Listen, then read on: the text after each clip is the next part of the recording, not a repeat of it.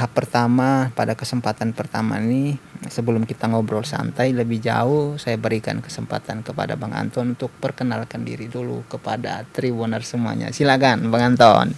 Terima kasih Bang Tommy. Tribuners, selamat siang. Perkenalkan, nama saya Antonius Itoloha-Gaho. Saat ini menjabat sebagai Ketua Bawaslu Kota Batam periode 2023-2028. Salam demokrasi. Bersama rakyat, awasi pemilu. Bersama Bawaslu, tegakkan keadilan pemilu. Mantap. Bang Anton, sebelumnya sebelum jadi komisioner Bawaslu Kota Batam ini, Abang di mana? Sebelumnya saya kerja di salah satu startup yang ada di Kota Batam. Kita nggak perlu sebut merek kali lah ya. Pokoknya salah satu startup, biasanya orang bisa dia bergerak dalam transportasi online. Ada jasa makanan. Kurang lebih seperti itu. Lalu Abang mulai tertarik untuk menjadi penyelenggara itu kapan, Bang? Apa yang menginspirasi Abang waktu itu? Sebenarnya menjadi penyelenggara itu kita sudah ikut ya semenjak kita mahasiswa.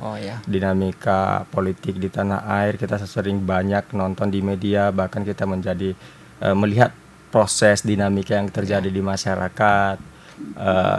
Kemudian beberapa hal yang menjadi catatan, bahkan catatan semua masyarakat termasuk media terkait pelanggaran pemilu, bahkan banyak yang terjadi PSU di tempat-tempat tertentu yang karena terjadinya pelanggaran itu kemudian memanggil saya untuk bisa terjun langsung untuk biar bagaimana saya bisa menjadi warga negara, menunaikan sebuah tanggung jawab dalam melaksanakan pemilu yang lebih damai, menjalankan pemilu yang lebih adil, bebas, dan tanpa adanya politik uang ataupun politik identitas. Berarti Abang udah berapa tahun menjadi pemilih di Kota Batam, Bang? Sebelum akhirnya menjadi penyelenggara gitu. Kalau pemilih di sini nih udah sejak 2 periode ya? 2 periode lah ya. Saya menjadi sebagai pemilih. Gitu. Jadi itu melihat dunia kepemiluan akhirnya itulah yang tertarik dan sepertinya menantang. Karena saya melihat ini kayaknya pekerjaan yang memang kita bekerja untuk negara, untuk tanah dari bangsa kita sendiri.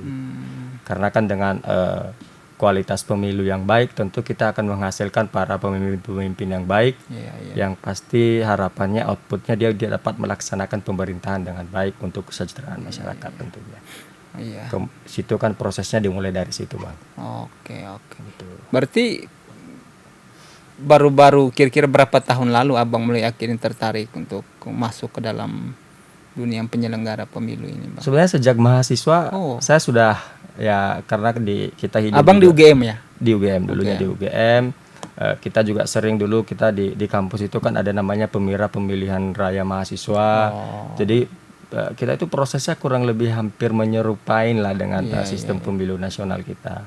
Kita ada sistem partai, ada pemilihan, ada kayak KPRM-nya atau biasanya di KPU-nya gitu.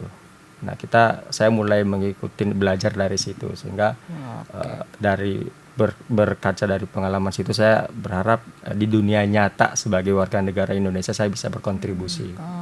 Gitu. Bang, kalau ngomong-ngomong kalau di startup itu kan sudah boleh dikatakan secara finansial menuju ke kemapanan, tapi Abang justru tinggalkan itu dan mencari satu dunia yang penuh tantangan, apalagi di Batam loh.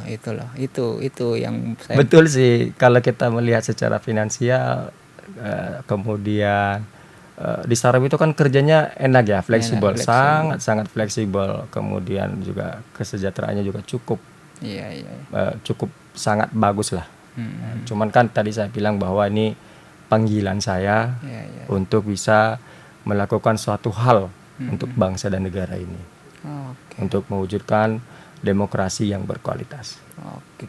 Oke, Bang Anton, sebelum akhirnya berpindah dari startup ke penyelenggara pemilu khususnya Bawaslu, tentu Abang udah memetakan atau setidaknya merunut lah hal-hal sebelumnya yang berkaitan dengan komisioner Bawaslu Ya. Kota Batam. Kita tahu bahwa beberapa tahun lalu ada beberapa komisioner kita yang akhirnya di DKKP kan, dan akhirnya harus keluar dari lingkaran komisioner ini. Dan tentu itu abang sudah, sebelum terjun di sini tentu abang sudah buat runutan itu, dan segala konsekuensinya abang tentu sudah pikirkan itu. Ya, tentu sih sebenarnya itu kembali ke niat awal ya. Iya. Niat awal menjadi penyelenggara itu apa? Iya. Punya kepentingan apa? Iya. Ya, kalau memang niat awalnya sudah tidak baik, maka pasti integritasnya juga sudah tidak baik. Oke. Tapi kalau memang niat awal kita baik, ya pasti kita punya integritas yang baik. Maka saya pikir untuk kemudian tersandung kasus di DKPP dan kasus hukum lainnya, saya pikir nggak mungkin lah. Oke. Sepanjang kita itu kerja sesuai dengan regulasi, peraturan perundang-undangan, dan peraturan-peraturan terkait kepemiluan itu sih. Oke. Lebih dari sekadar mengikuti segala aturan yang akhirnya membuat kita aman dari semua persoalan hukum itu, Bang. Abang sudah siap diri juga terkait pressure atau tekanan yang begitu banyak, apalagi ini di Kota Batam ya, begitu banyak atau heterogen persoalan termasuk dalam dunia kepemiluan ini sendiri, dan itu tentu abang tahu dari periode ke periode. Nah, kenapa saya tanyakan abang sudah berapa kali jadi pemilih di sini, karena selama abang menjadi seorang pemilih di sini, tentu abang bisa setidaknya membaca atau mendengar persoalan seputar penyelenggara atau sengketa apapun ya lah yang terjadi di Kota Batam ini. Artinya sepertinya itu tetap menjadi hal yang lumrah terjadi, pressure, tekanan dan sebagainya itu bisa saja terjadi. Ya. Tapi tadi saya sampaikan bahwa sepanjang kita punya integritas, sepanjang niat kita baik, sepanjang kita bekerja sesuai dengan regulasinya, maka saya nggak takut. Oke. Saya akan tetap berdiri tegap, Ya. saya akan tetap berjalan. Oke. Betul. Artinya ya itu mungkin terjadi, tapi saya harus sudah siap. Saya harus siap untuk itu. Oke. Segala konsekuensinya.